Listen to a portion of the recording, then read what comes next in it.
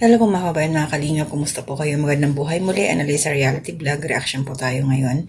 Mayroon po kasing ipinakilalang bagong Kalingap Angel, ito si Kalingap Rab, na kamukha po ni Jack, ang kanyang asawa.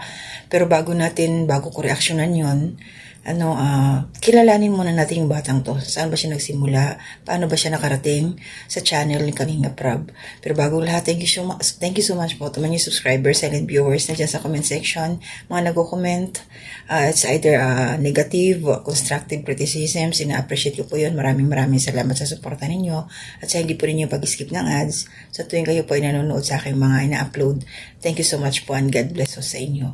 At syempre, tayo man po ay nasa labas ng Kalingap, tuloy-tuloy po ang suporta natin kay Kuya Bal Santos Matubang, Ate Edna Vlogs, Kalingap Rab, tsaka Tapia Matubang, at ang mga kasama po mga reactors na nagre-reaction po dito sa Kalingap.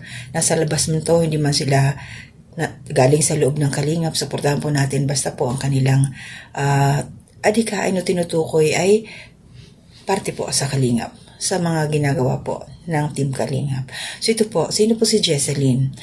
Actually po yung unang napanood ko to, hindi ko alam kung mayroon pang first before. So 5 months ago, doon po sa channel ng Kalingap Tahanan, si Kalingap Ian. So ito ho, paano siya nakarating sa Kalingap Tahanan? Panoorin ho muna natin to. May natutulungan po tayo, katulad po ng pamilya ni Jesseline. Scout ito na Kalingap Tahanan. Salamat po sa nag-refer po si Pastor ER. So yun po ng mga Kalingap. Kasi doon, hindi naman nabanggit ni Kalingap Rab kung sino ang scouter, paano nakarating. So, ayan, yun po yung short clip. Shoutout po sa Kalingap Tahanan, kila Kalingap Ian. So, scouter sila, sila Kalingap Ian, pero ini-refer po ni Pastor ER, itong pamilya ni Jesseline.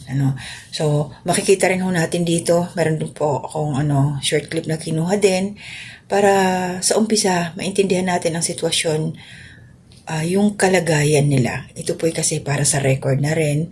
Mahirap na yung baka mamaya, hindi naman sa nila lahat natin. Maganda na rin yung meron tayong nakatago dyan or nakasave or ayan, sa reaction ko Kasi alam naman natin yung nangyari, yung sa tulpuhan. Sana hindi maulit ito, na yung mga ganong pangyayari. So, ito ngayon, ito ang kalagayan nila Jesseline. Panoorin ho muna natin.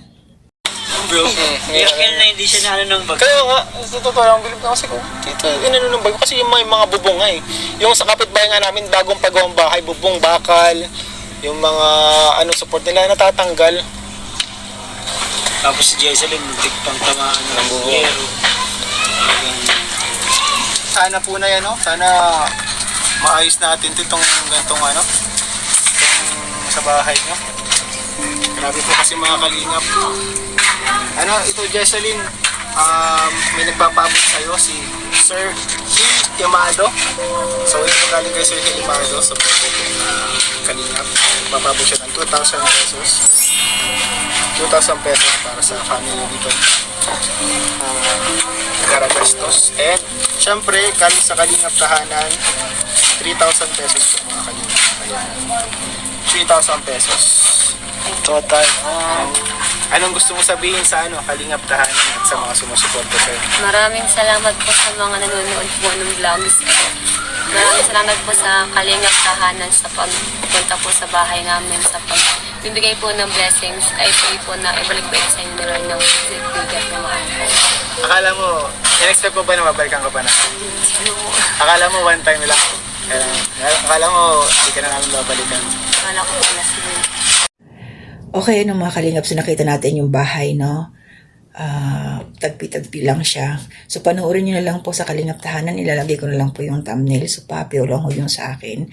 At yun, habang pinanonood ko yun, mayroong part kasi doon na kung sakasakaling mababahayan man ito ang nila Kalingap Rab, yung lote daw na yun na kinatatayuan ng kubo nila Jesseline ngayon, isa kanila hinuhulugan.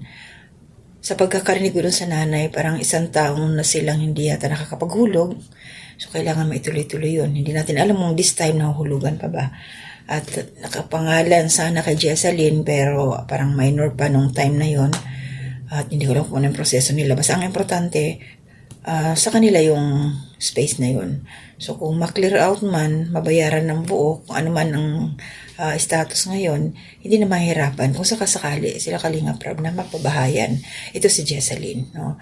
So yun yung sitwasyon ngayon nila Jessalyn. At nakita naman natin yung kay Kalinga Prab. So malinaw po na dito po nag-umpisa ito sa Kalingap Tahanan na napunta doon sa family channel ni Kalinga Prab. Tapos, nandyan na ngayon sa kanyang main channel. So, magre-reaction din ako doon. Kailangan lang talaga mapunta muna tayo sa umpisa para maintindihan natin ang journey ng batang to. Kung paano siya nakarating sa Kalingap. So, from Kalingap Tahanan, Pastor ER, sa Kalingap Ian, and then andun na kay Kalingap Prab. So, nung time na nandun sila kay Kalingap Ian, nung sa 5 months ago, syempre, hindi man kasama na doon na unang punta nila or parang pangalawang balik na pala yun. Hindi ko napanood yung kauna-unahan, no? Kung hinahanap ko, hindi ko siya makita. Yung naabutan ko lang, yun lang yung time na nabanggit na doon kay Pastor ER. And then, syempre, may sponsor na kaagad, no? Meron nang nagtulong doon sa bata. May nakatanggap na silang financial. At the same time, yung sa Kalingap Tahanan, nagbigay din sila. So yun na ng mga Kalingap. Sana po tuloy-tuloy ho natin suportahan si Kalinga Prab. Dahil nandun na po si Jessalyn. Grabe ang kwento ng bata to. Saka na natin itatapik yun kasi doon, binanggit yun doon sa vlog ni Kalinga Prab. Kung yung pamilya niya, background. No? So dito kila Kalingap Ian, thankful tayo dahil umpisa na, no? Umpisa na magiging journey ng batang to. Panibagong Kalingap Angel na pinakilala ni Kalingap Prab, si Jessalyn. So hindi alam kung anong pang ilang ba yun kasi may batch 1, batch 2, batch 3. Alam ko masa batch 4 na. Wala pang si Kalingap Prab, basta ganun lang siya. So, supportahan po natin, silipin niyo po sa channel ng Kalingap Tahanan. At bumalik pa sila doon mayroon pa akong napanood na pagbalik nila sa bahay ni Jessalyn kasama na si Papa Jones. No? Sino po yung nakapanood sa inyo? Silipin din ninyo. Titignan ko rin kung magagawan ko pa ng, kahit i-replay na lang natin na reactionan yon para lang magkaroon tayo ng tuloy-tuloy na idea or tuloy-tuloy natin yung journey. So, susundan natin, susubaybayan natin si Jessalyn. Anong mangyayari sa kanya?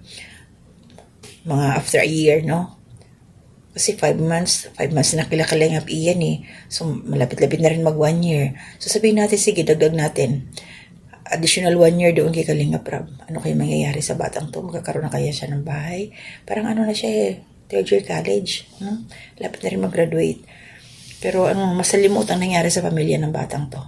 Panoorin niyo po sa channel ni Kalingap Prab. So hanggang dito lang ako mga Kalingap. Upload ko lang to. Tapos pasusundan ho natin doon sa pag-vlog na ni Kalingap Prab. At least nakuha na natin yung origin. Kung saan ba siya nanggaling. Paano siya nakapunta ng Kalingap. Sino nakakita sa kanya. So mag-ingat po tayo sa lahat. Shout out po. Lahat na laging nariyan sa aking community spotlight. Maraming salamat po. Hanggang dito lang muna. To God be the glory.